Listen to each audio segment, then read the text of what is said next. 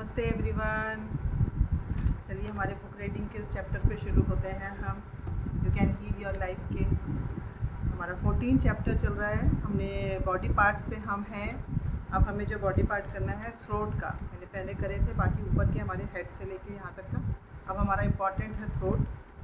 Throat का जो ये बॉडी पार्ट है ये बहुत इम्पॉर्टेंट है क्योंकि ये हमारा विशुद्धि चक्र है।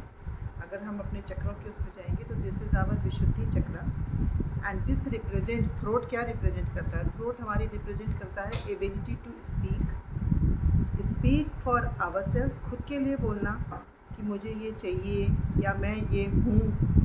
ये हमारी इस क्षमता को थ्रोट के द्वारा हम एक्सप्रेस करते हैं। तो जब हमारे गले में प्रॉब्लम होती है तो इसका क्या मतलब है? इसका मतलब है कि हमारी जो ये एबिलिटी है कि हम खुद के लिए बोल पा रहे हैं, स्पीक अप कर पा रहे हैं फॉर आवर सेल्स, उसके लिए हम वो कर नहीं पा रहे हैं। मतलब वी फील कि हम वो वी डिज़र्व ही नहीं करते। हम वो हमारी मतलब हमें वो अधिकार ही नहीं है ये बोलने का कि हमें अपने लिए ये चाहिए, वी डिज़र्व दिस, या हमें ये चाहिए, या मैं ये हूँ, या मैं ये कर सकती हूँ।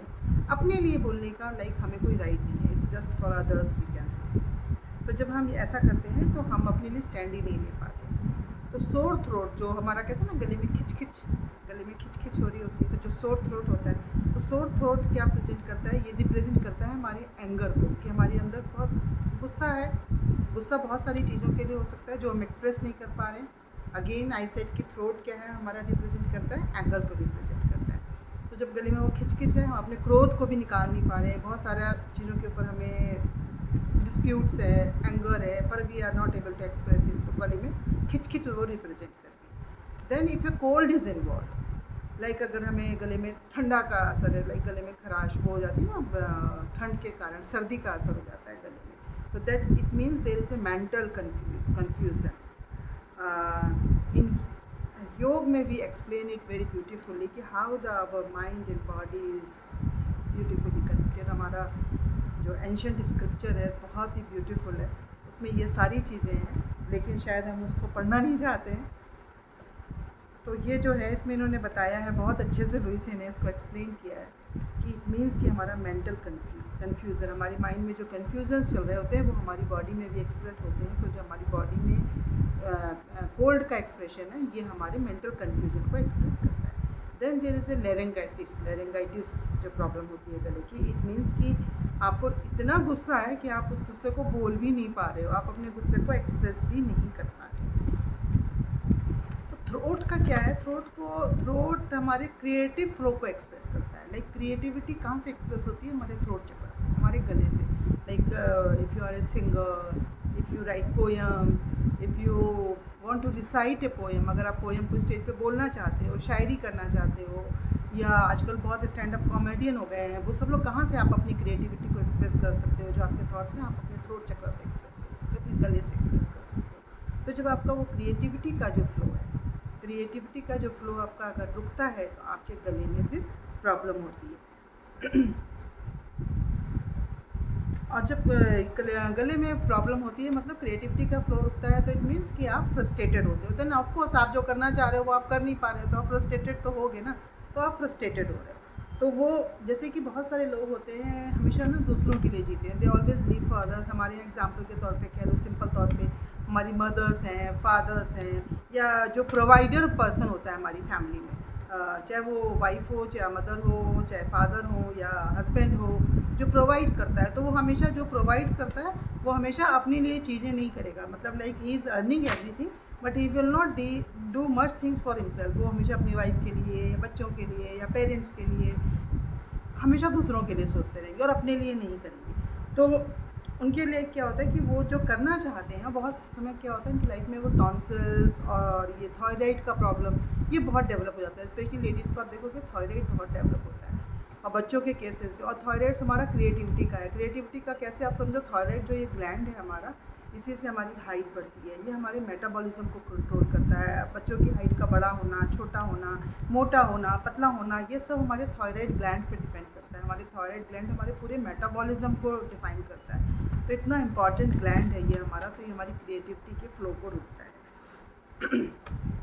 जो हम करना चाह रहे हैं वो कर नहीं पा रहे हैं तो हम फ्रस्ट्रेटेड होते हैं। तो हमारे गले में ये सारी प्रॉब्लम्स आती हैं।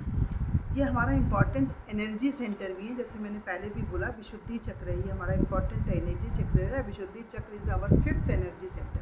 हमारी बॉडी में 7th एनर्जी सेंटर तो सबको पता है, बाकी तो फिर ऊपर 9 होते हैं, ऊपर का और नीचे ग्राउंड का, उसके लिए वो डीप सब्जेक्ट है, उसकी फिर कभी बात करेंगे, पर मोटे मोटे 7 तो सबको पता है।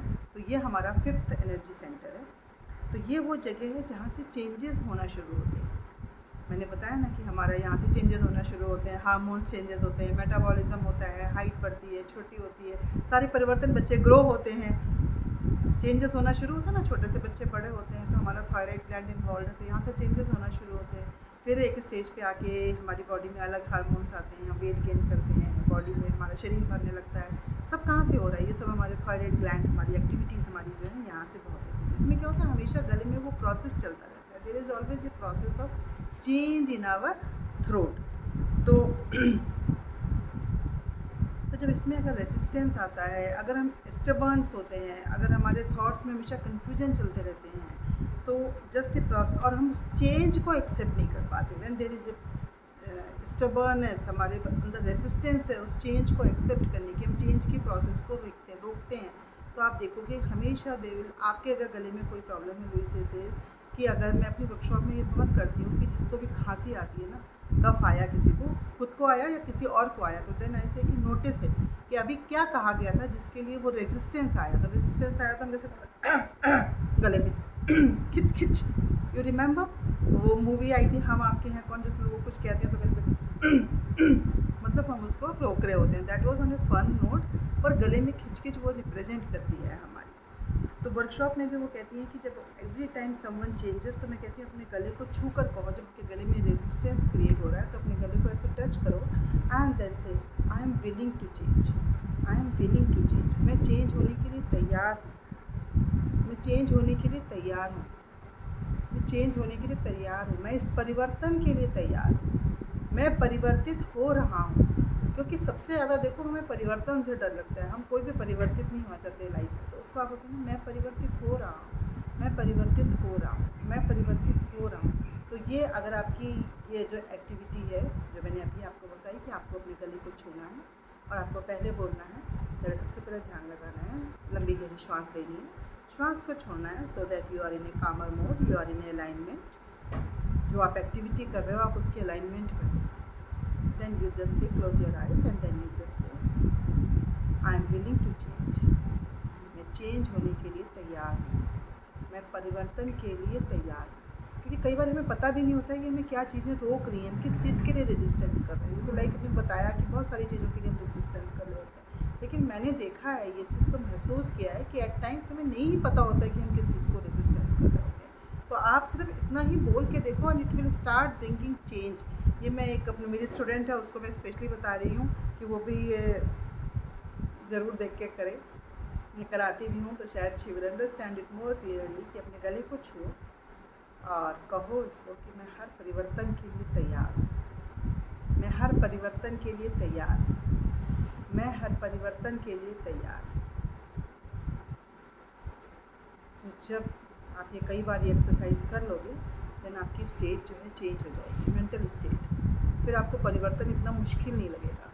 देन फिर आप खुद से कहो मैं परिवर्तन के लिए तैयार हूँ। Then now you have to say I am changing, मैं परिवर्तित हो रहा हूँ, आई एम चेंजिंग, मैं परिवर्तित हो रहा हूँ, मैं परिवर्तित हो रहा हूँ। मैं किस चीज़ के लिए परिवर्तित हो रहा हूँ? अपने बेटर वर्जन के लिए। आपकी जो भी समस्या है उसके लिए आप उसको सोचो कि मैं अपने बेटर वर्जन के लिए परिवर्तित हो रहा हूँ, मैं चेंज हो रहा हूँ। और then you see yourself in that better mode and see the changes in yourself and I am sure कि आपको बहुत अमेजिंग चेंजेस लगेंगे, आपको बहुत ब्यूटीफुल रिजल्ट मिलेंगे इसके। Trust me, just do this practice, just do this exercise and comment on my chat box and subscribe my channel. Thank you so much if you like it. Thank you so much. If any question you can ask me in the chat box, and 7021 479936 is my phone number. You can join my WhatsApp group also. That link also I will post in this. Please join that also. Thank you so much. Love you. Bye bye.